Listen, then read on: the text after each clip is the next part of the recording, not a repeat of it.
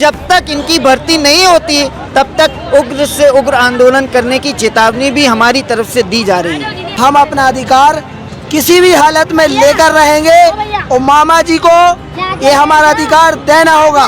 नमस्कार, इस वक्त हम मौजूद हैं भोपाल के बोर्ड ऑफिस चौराहे पे, जहां शिक्षक भर्ती वर्ग 3 के अभ्यर्थियों का धरना प्रदर्शन चालू है।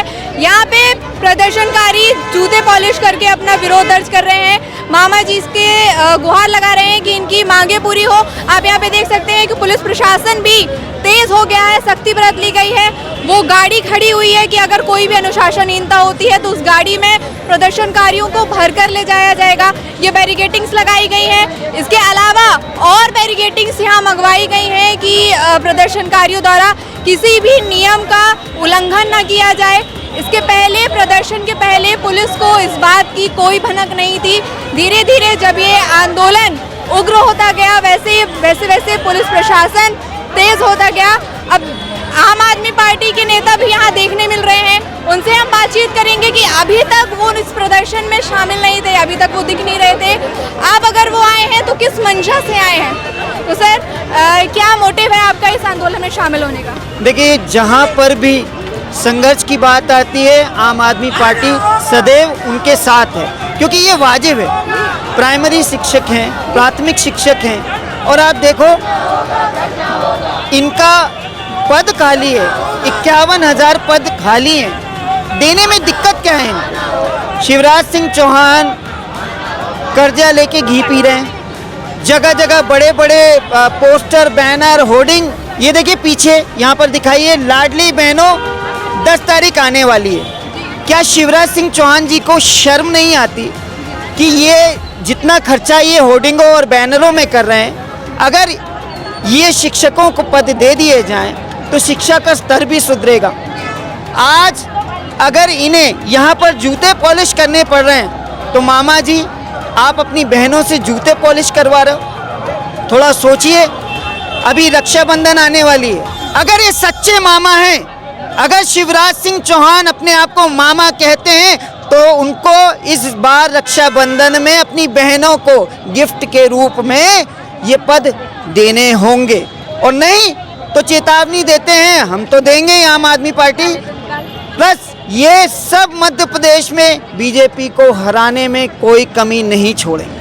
अच्छा, अभी तक बहुत समय से आंदोलन चल रहा है, लेकिन आम आदमी पार्टी की मौजूदगी यहाँ पे नहीं दिखी। आज आप आए हैं तो कैसे? मैं आम आदमी पार्टी का जिला उपाध्यक्ष हूँ। मेरी उपस्थिति से पता चलता है कि हमारी पूरी पार्टी इनका समर्थन करती है, और हम बिल्कुल इनके समर्थन में रहेंगे, इनके संघर्ष में रहेंगे, और जब तक इनकी भर्ती नहीं होती तब तक उग्र से उग्र आंदोलन करने की चेतावनी भी हमारी तरफ से दी जा रही है। इसलिए मामा जी सतर्क रहें, इन पदों की पूर्ति करें, यही हमारा आपसे निवेदन है। मैम, आपसे बात करेंगे कि जूते पॉलिश कर रही हैं, विरोध प्रदर्शन कर रही हैं, क्या इससे मांगी पूरी होंगी? मैम, हम तो विनती कर सकते हैं ना, अभी हमारे हाथ में है भी क्या? हम तो यही कर रहे हैं कि मामा जी मान जाए और हमारी मांगों को पूरी कर दे, 51,000 पदों पे भर्ती कर दे, पर वो मान ही नहीं रहे। अब हमारे पास कुछ और उपाय बचा भी नहीं था, क्योंकि हम यहाँ 2 महीने से रह रहे हैं, हमारे पे हम है बेरोजगार, हम कब तक यहाँ भूखे तो रह नहीं सकते। तो आज हम हमारे मतलब 2 टाइम की रोटी के लिए आज ये बूट पॉलिश भी करने बैठ गए।